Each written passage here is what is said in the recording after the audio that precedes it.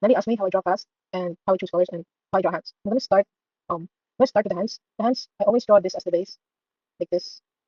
It's always this shape, and it's not like rigid. It's not like this. It's like curves, so it's not rigid. And then when I draw the fingers, I either use a very thick brush and then just draw the fingers with the thick brush, like this, like that, and then you just erase inside.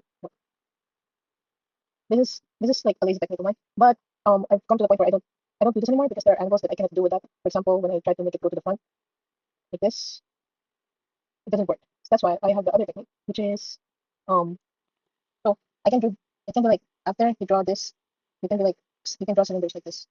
So your cylinder is going that way, boom. Cylinder is going that way. Um, ta-da.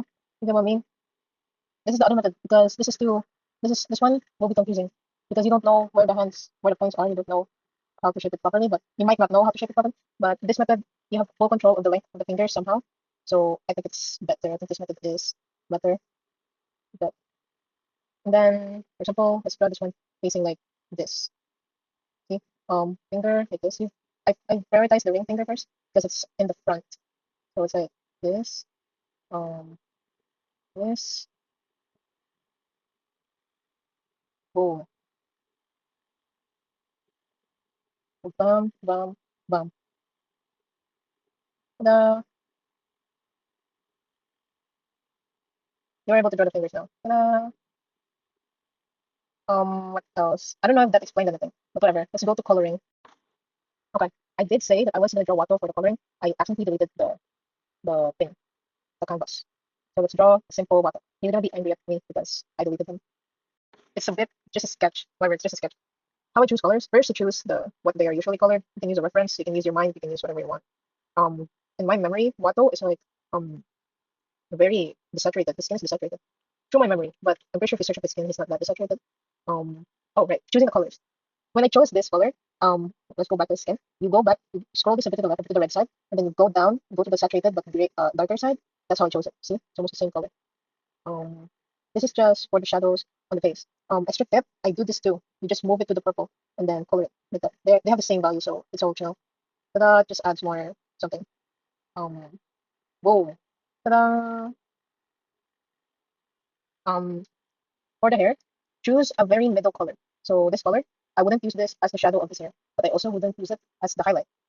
So you just choose the middle color of the hair. I don't know if that makes sense, but like I wouldn't use this as the highlight, I wouldn't use it as a shadow. So because we will be adding shadows later, and we'll also be adding highlights later. So let's just choose the very middle color of his hair, which can be anything, which can be from the reference itself, but you get what I mean.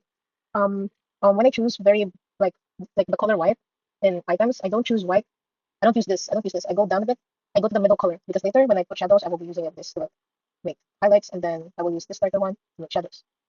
Right now, as you've noticed in the skin, I added shadows. It's just like fucking like instinct. It just comes with it to add those shadows already. But we don't have to do that. We can do that all later over here. So let me remove this because this other method is way more easier to do. So I'll remove all the shadows initially. Let's color the suit. Okay, our flat coloring is done. Merge this, duplicate, or you group them. Like, you group oh okay. Or you can group them and then duplicate and then flatten. So you have a copy of this one. So flatten, you duplicate. I'm using a brush that's not like that sometimes fades like this. That's why I duplicated multiple. I duplicated multiple times so I can merge and so it becomes like a solid color. See? You use a hard light layer, good mask, more layers. This will be soft light, this will be add, and we will have honorary mention. I don't use this much, but it's a good layer. So here in the hard light layer, you can do two types of shadows. One is the figure shadows. So we add the shadow on his neck, on his face. I'm using okay, in hard light, when you use lighter colors, it will lighten it up. So when you use darker colors, it will shadow it. That's why it's good. You can do both in one layer. I use this color for the skin. I'm using like somewhere around the red area to like color his skin or like to add shadows to his skin. And then you with I go to the blue parts and I just add like this. See, it's almost the same as the one a while ago. The only difference is that it's in a different layer. So you can do that. You can do that. So also do it for the clothes. I'm gonna use this now because I only use red because there's blood on the skin. There's blood inside the skin, therefore it's gonna look a bit alive. Unlike clothes aren't alive, so I'm gonna use like a very cool color to shade them. You can add the shadow to the clothes like this. Like that. I use blur tool. This has to be blur. To like to just do this. I don't always use it in everything. I only use it when I feel like it's necessary. Like for example, if I feel like the shadow would be soft at a certain area, I would use this. Doesn't really have to make sense. It just has to look good for me. So I just abuse it a lot. Uh, boom. Okay. After that, um, wait, we still have the bowl. Boom. It's like under this thing. Okay. Also do this here, this here. They also have shadows this here. Boom. Then his ears.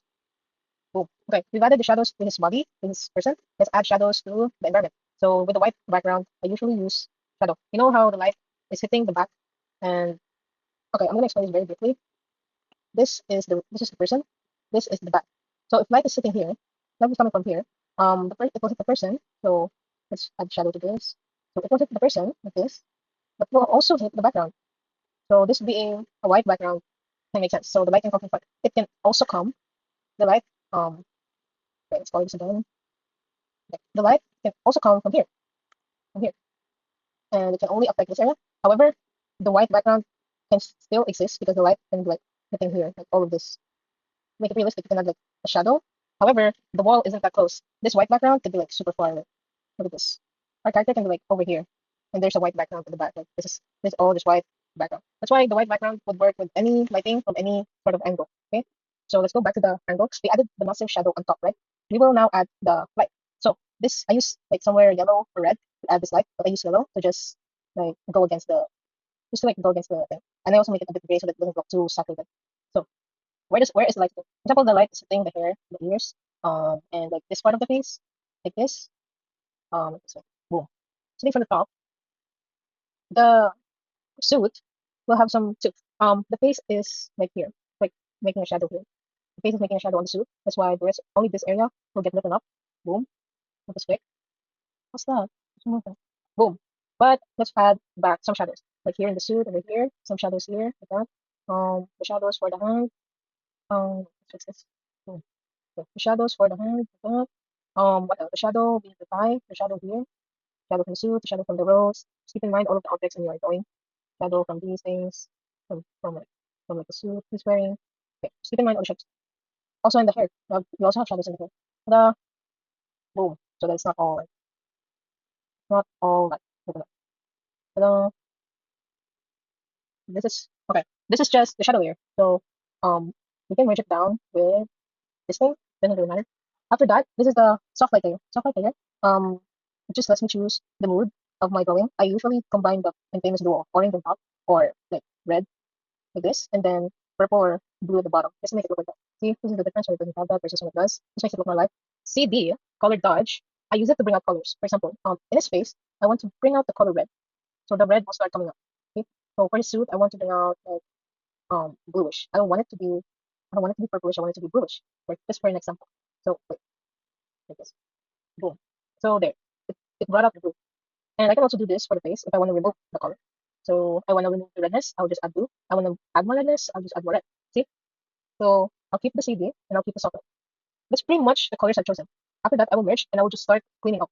So for example, I've already made a tutorial on how I clean up, but this will be just very quick. I will just wear this, grab a rendering pen, for me it's this one, redraw these lines, more cleanly, redraw them cleanly, and then you color it over them with this cleanly. Cover this, add a different route, much more clean, much more neat. Let's keep a reference here so that I know what I'm doing. So the eyes got overshadowed. It's okay, you can just pick the colors in the surrounding to color it back in. Ta-da. And even choose a darker color like this. If you feel like it. Ta-da. This part, when choosing colors, usually there's no rules, but these techniques will help you choose the colors more better. You can always choose whatever color you want, but this will help you choose. If you're like indecisive on what looks good, this might help you choose on what would look good. You know what I mean? So I'm just cleaning it up. I'm not even like coloring anymore. Um, Here's another thing. I only clean up the part that I think I want people to focus on. Oh my god, I'm robot. Anyways, I only clean up the part that I want people to focus on. So usually just his face, just the hair. So I'll blur the hair too like this. I'll blur it like that as well, and then add new strands, color in. So these strands, I'm gonna color in them. At least I now have a guide on where the hair is going instead of like just guessing which part is in the hair and which part is not. I'm gonna use these colors to like re-outline, re-color shadows in the hair like this. So defense. If you look at it like from a bit afar, you can kind of see that there is a figure going on, like there are shadows that actually make sense in the drawing. See? So it's fine. Like you could say it's a good color sketch. it's a good flex because like if you zoom out, you can kind of see the goal of your artwork. So when you zoom in, you can just start. You can just start on doing just cleaning up. And when you zoom out, your artwork is like done and clean, and then you can like post it. That's why I'm so fast at drawing. That's just what I do. That's all.